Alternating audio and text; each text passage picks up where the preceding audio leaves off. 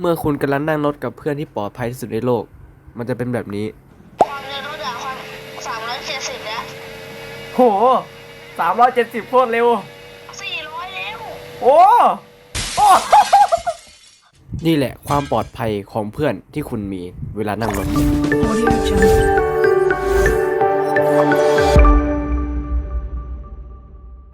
2 1สวัสดีท่านผู้ชมทุกท่านกันด้วยตอนนี้กิ๊กก็อยู่กับผมสตูดิโอ YouTube อยู่กับช่อง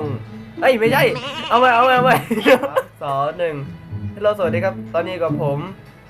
มินิกัปตันกับตอนนี้เกม Minecraft เทส3สวัสดีครับ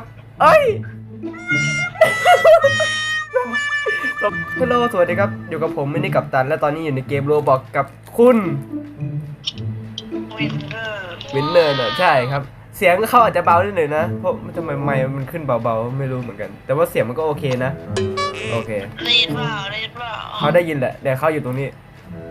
หวังว่าโปรแกรมอัดคลิปคราวนี้จะไม่กระตุกนะก็คือตอนนี้คอมปกติแต่โปรแกรมอัดคลิปแบบไม่ปกติโอเคพวกจะไม่ได้ด่าตรงไหนก่อนดีนี่อัปเดตใหม่ล่าสุดโอเคน่าสนใจสร้างเลยครับโอ้โหโหลดแล้วนะครับตอนนี้โหลดแล้วขอโหลดแป๊บเดียวให้ปืนลูกซองฟรีด้วยกระสุนไม่จำกัดแต่ของเรายังอยู่หน้าโหลดอยู่เลยรถกระบะฟรีรถกระบะฟรีไหนรถกระบะฟรีโตโยต้าโตย่าพวกเราจะได้รับคนใหม่ด้วยนะคะโอ้เอ็มมาดูถังน้ำมันดิโอ้ข้าวที่ถูกโอ้เยอะเดี๋ยวตรวจสอบโปรแกรมอัดคลิปก่อนนะไหนลองหันซ้ายหันขวาทำไมโปรแกรมอัดคลิปมันกระตุกจังอะไม่เป็นไรเดี๋ยวเราค่อยไปปรับ FPS ตอนอัดไม่ใช่ตอนอัดคลิปดิตอนตัดคลิปเอาถ้าตัดได้นะเดี๋ยวเราปรับภาพกลางๆดูแล้วกันเผื่อมันจะหายกระตุกในโปรแกรมหายเปล่าที่ก็ได้อยู่นะโอเคปรับภาพกลางๆก่อนเฮ้ยเอ็งอันนี้ลูกซองเอ็งเอาไปยังลูกซองเอ็งเอาไปยังลูกซองอย่างนี้เหรอเดี๋ยวไปเดี๋ยวนะ2 กระบอกเหรอ3 กระบอกเอ็งแต่มันเปิดไม่ได้อ่ะเปิดกระเป๋าไม่ได้อ่ะเหรอเปิดนี่ตรงนี้ได้โอเคโอเคเราจะเอากระเป๋ามาวางไว้ไงAK ของเรา Infinity ด้วยของเอของเอ Infinity ป่ะเป็นไงนะInfinity เหมือนกันเก็บเก็บลูกซองด้วยเอ็งลูกซองไปเก็บด้วยเป็นไงนะเดี๋ยวทดสอบก่อนนะเสียงมันเข้าไหนเนี่ยเหมือนว่าอาหารที่เขาให้มามันจะทำอะไรมันจะติดไว้ไม่ได้เอ้าแล้วเราอยู่นี่งั้นก็ขออนุญาตมันหายไปไหนก็ไม่รู้เราไม่รู้นี่ไงกดแซดเอ้าเดี๋ยวแล้วมันหายไปไหนอะ no กดแซดแล้วมันหายไปแล้วเอ็งฮะเติมน้ำมันให้หมดเลยป่ะแล้วแต่เอ็งอะเอ็งอยากตอนนี้คือหน้าจอเราภาพสวยมากเลยเหรอเราว่าภาพมันดูใสๆแปลกเอ้าแล้วกล่องมันติดอะไรอยู่ข้างในนั่นน่ะเดี๋ยวรอให้เองเติมน้ำมันเสร็จเดี๋ยวค่อยเอาออกก็ได้เอาออกมาได้แล้วนี่ติดไว้ตรงนี้เลยให้หมดทุกถังเลยนะแล้วแต่เองเลยน้ำมันตอนนี้ได้30 กว่าลิตรแล้วเย่แล้วประตูเปิดปิดยังไงเนี่ยไม่เป็นแบบดิจิตอลเอ็งลองกดตัว E ดิว่าเอ็งจะตาโบ๋เปล่าไม่โบ๋ แล้วรู้สึกว่าเวอร์ชันใหม่ที่เขาสร้างมาใหม่มันดูดีกว่านะ มันต้องกดตัวคิวอะ ตัวคิว เก เฮ้ย มมันต้องกดตัวคิว ลืมบอกไปตัว E เฉยเลยตัว E มันอะไรนะอ๋อการลง ตอนนี้ลดความเร็วเท่าไหร่แล้วรู้ไหมชี เท่าไหร่เราไม่200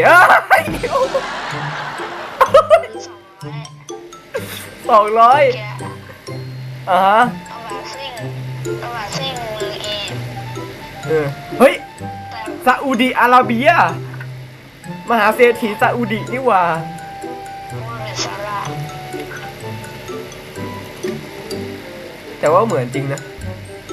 ไม่ก่อนอื่นพวกเราเอากล่องกระสุนมาทำไมเนี่ยว่ากระสุนพวกเราเป็นอินฟินิตี้ ใช่ปะ มันจอดได้ไหมมันเข้าได้ไหมเฮ้ยเข้าได้จอดเลย เอ้าเหรอแล้วว่าอันนี้มันเป็นบ้านหลังใหม่ดิ เอาปืนออกมารอก่อนเลย แล้วมันเข้าตรงไหนอะอุ๊มันไม่มีตัวอะไรเพื่อน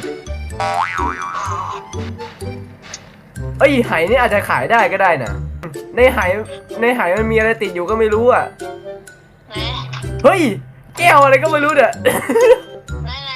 หามาทำอะไรอ๋อใครเขายัดตาบาเข้าไปแล้ว ใช่สตาร์บัคเฮ้ยเองจะคิดยังไงถ้าสมมติเราเอาล้อแบบเนี้ยไปเปลี่ยนกับล้อรถแบบคันนั้นอ่ะ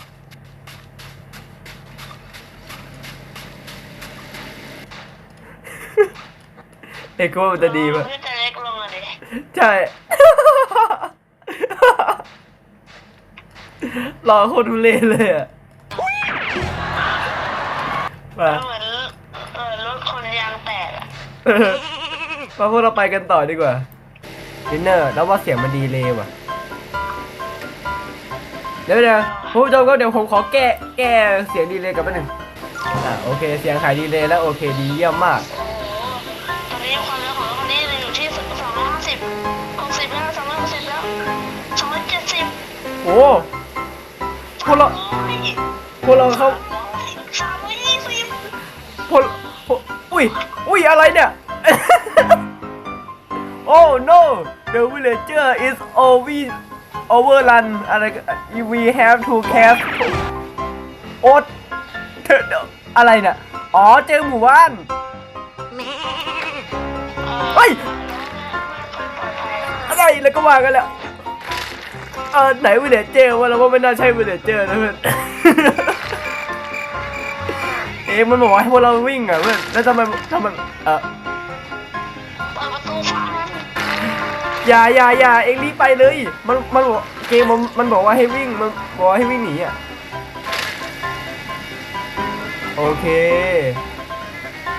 นี่คืออะไรอ่ะ มันคือซากเพื่อนซากอะไรก็ไม่รู้ ลงไหม แต่มันมีซอมบี้ตรงนั้นนะ ไม่เป็นไรพวกเรามีปืนอินฟินิตี้ โอเคเองลงไปคนเดียวเลยเพื่อน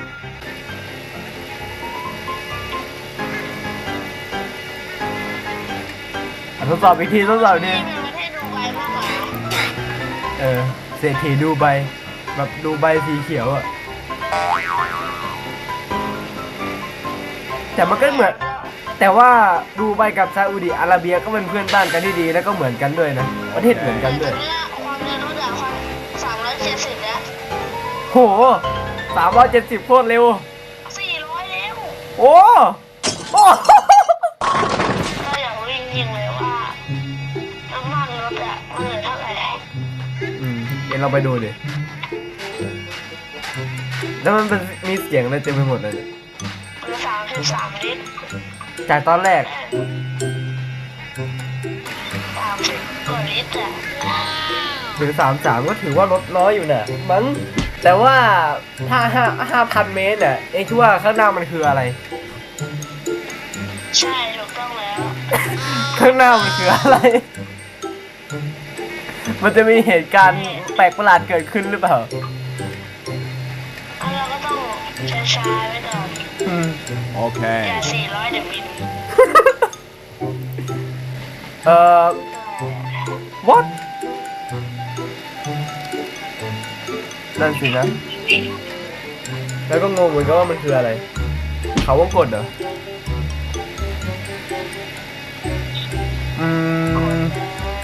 ปลอดภัยปลอดภัยเพื่อนที่นี่ปลอดภัย ปลอดภัย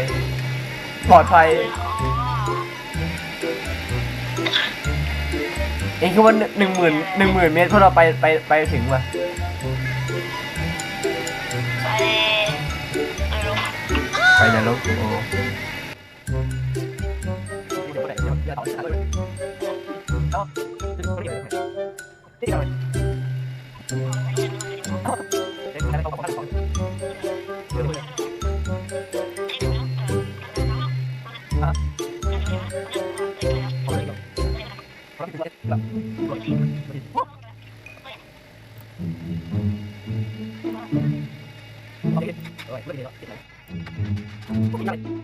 ประเด็นนะเราขอเอาของตัวนี้ออกไปก่อนนะรู้สึกตรงนี้มันเริ่มไม่ค่อยมีประโยชน์แล้วอ่ะ เฮ้ย โอ้ยเอ็งเราว่า นี่มันเริ่มแปลกๆอะอ๋อโอเคปกติ ไม่นะทุกยูโร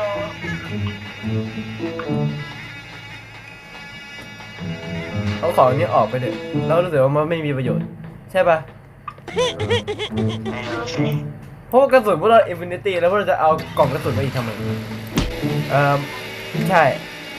มันเริ่มเป็นมีรูปบวกขึ้นมาแล้วแล้วว่า10,000 เมตรว่าเราไปไม่ทันแน่เลยว่ะเพื่อนหรือไม่เองก็แบบเร่งสปีดจนถึง400-500ไปเลยอ่ะ ได้เลยจำผมขอ พวกเราจะได้ไปให้แล้ว เฮ้ยเอาแล้ว เร็วเดี๋ยวใต้ก่อนไม่แล้วทางไหนไปทางไหนเดี๋ยวทีนี้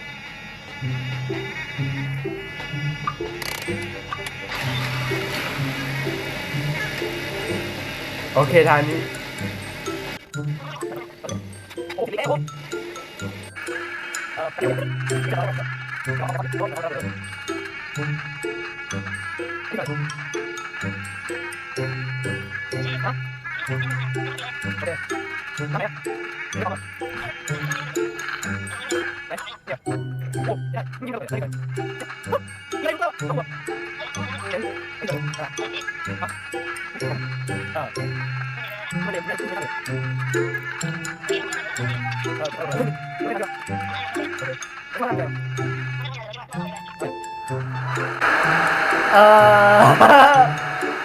เพื่อนข้างหน้ามันเป็นสิ่งที่ไม่ปลอดภัยเพื่อน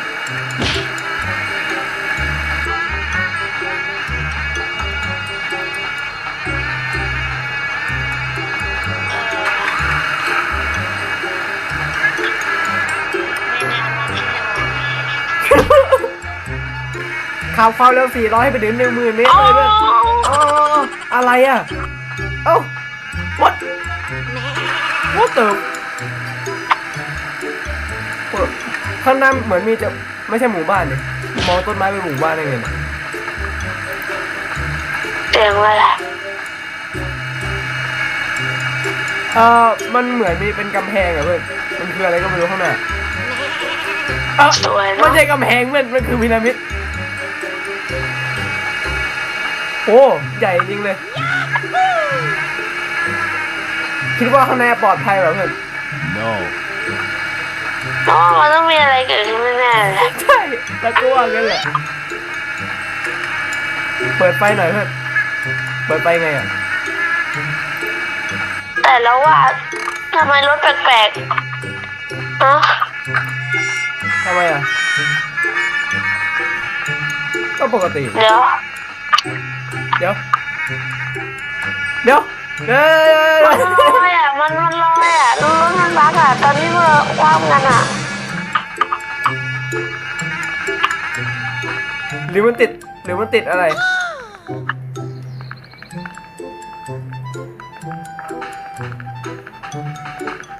หายังหายบ้าง เอ๊ะ No. เอ้ยหายแล้ว โอเค คิดเกิดเหตุการณ์ไม่คาดคิดฟิสิกส์โลกหายไปไหน แล้วกลับมาเป็นอย่างเงี้ย ไม่เป็นไรลองขับดูก่อนเพื่อนเผื่อมันหาย น้ำมันแปลงเนี่ยมันไหลเองเนี่ย วันรถมันไม่ปกติเลยเพื่อน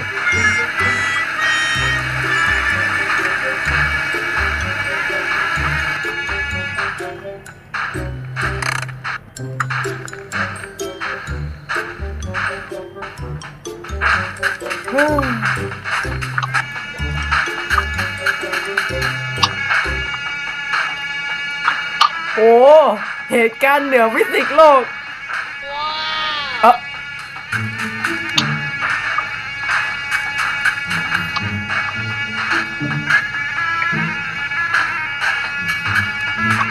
เอกลักษณ์สลับล้อมันอยู่ใช่ปะ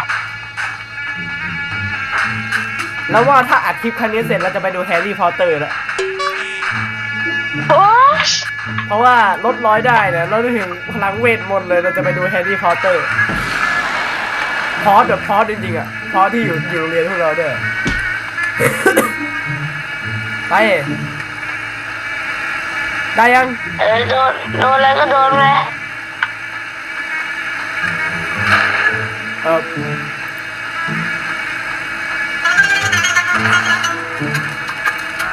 มาตบวะเนี่ยแล้วเรามาขับเร็วไม่ได้ช่วยคอยแน่อะตายแบบนี้เลยเหรอเดี๋ยว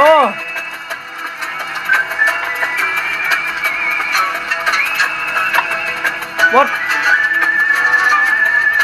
คุณตายเพราะอะไรฉันไม่รู้ว่าคุณตายเพราะอะไรมาหาคำเดิมเลยพี่มันมีเควสที่ทำแล้วได้ลิมูซีนด้วยเหรอไหนอ่ะเนี่ยตรงเนี้ย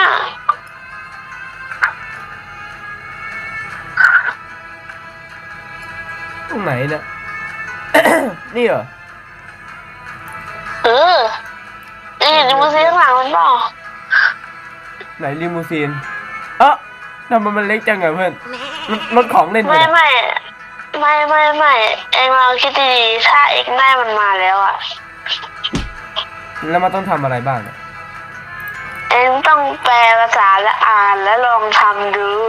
โอเคเดี๋ยวคุณผู้ชมครับก็ปิดคลิปไปเพียงเท่านี้เลยครับอนาคตเดี๋ยวผมค่อยมาทำเควสไอ้ด้านล่างตรงนี้ที่ผมขึ้นไว้ตรงนี้นะก็สำหรับในคลิปนี้พวกเราต้องขอเวลาไปเรื่อยๆไปก่อนคลิปหน้าเดี๋ยวผมทำอะไรช่วยคอมเมนต์กันด้วยคลิปนี้ต้องขอเวลาไปเรื่อยๆไปก่อนนะสวัสดีครับบ๊ายบายด้วยบ๊ายบายจ้า